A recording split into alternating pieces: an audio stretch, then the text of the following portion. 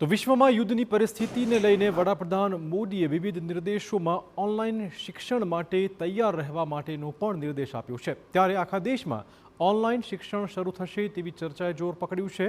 તેવામાં રાજકોટના સ્વનિર્ભર શાળા સંચાલક મંડળનું કહેવું છે કે જ્યારે કોરોનાનો સમય હતો ત્યારે ઓછી ટેકનોલોજી વચ્ચે પણ વિદ્યાર્થીઓને ઓનલાઈન શિક્ષણ આપવામાં આવ્યું હતું। ત્યારે 6 વર્ષ બાદ ટેકનોલોજીના વિકાસ અને એઆઈની મદદથી વિદ્યાર્થીઓને સારું શિક્ષણ મળી રહેશે તેવી ખાતરી આપી છે અને શાળા તંત્રએ ઓનલાઈન શિક્ષણ માટે તૈયારીઓ પણ દર્શાવી છે।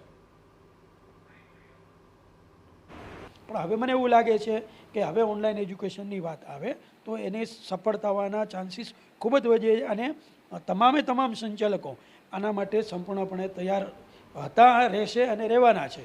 કેમ કે અમારે સારું શિક્ષણ આપવું, ક્વોલિટી એજ્યુકેશન આપવું એ અમારી પાયાની ફરજ છે, જેમાં અમે કોઈ પણ પ્રકારે બાંધછોડ કરશું નહીં।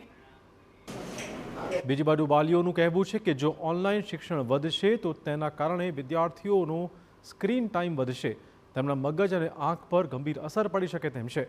ત્યારે સરકારે ઓનલાઈન શિક્ષણના બદલે અન્ય કોઈ વૈકલ્પિક વ્યવસ્થા કરવી જોઈએ તેવી વાત તેમણે કરી છે। તો આ કદાચ એક સાંકેતિક વાત હતી કે ભવિષ્યમાં આપણે એક ક્રાઇસિસવાળી સિચ્યુએશનને હેન્ડલ કરવા માટે આપણે ઓછામાં ઓછા રિસોર્સિસથી આપણે આપણું ગુજરાન ચલાવવાનું છે। તો ઓનલાઈન તરફ જો આપણે કદાચ વળવાનું આપણા દેશના લીડર્સ કહેતા હોય તો ક્યાંક યુદ્ધની પરિસ્થિતિ સર્જાય તો આવો લર્નિંગ લોસ જે આપણે કોરોના સમયે જોયો છે એવો ન થાય। પણ હું સ્પષ્ટપણે માનું છું કે જે કન્વેન્શનલ એજ્યુકેશન છે એ તો બુક બાઉન્ડ ફિઝિકલ કોપી સ્વરૂપે જ પીરસાવવું જોઈએ બાળકોને। મહત્વપૂર્ણ છે કે વૈશ્વિક સ્થિતિના પગલે વડાપ્રધાન નરેન્દ્ર મોદીએ કરેલી અપીલથી ફરી કોરોના કાળની યાદ તાજી થઈ રહી છે।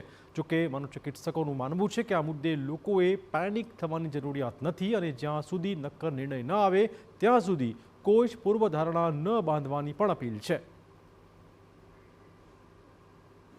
આપણે કોઈ પણ જાતનો અતિશયોક્તિને મહત્ત્વ નથી આપવું। આપણે સ્થિર મન રાખી અને આજમાં જીવવાનો પ્રયત્ન કરીએ અને મનને રિલેક્સ રાખીએ, કારણ કે આપણે તણાવમાં આવશું તો આપણી આજુબાજુનું આપણું જે ફેમિલી છે એ સ્ટ્રેસમાં આવશે। એટલે જે વાસ્તવિક સ્થિતિ છે એને સ્વીકારીએ અને એમાં જીવીએ।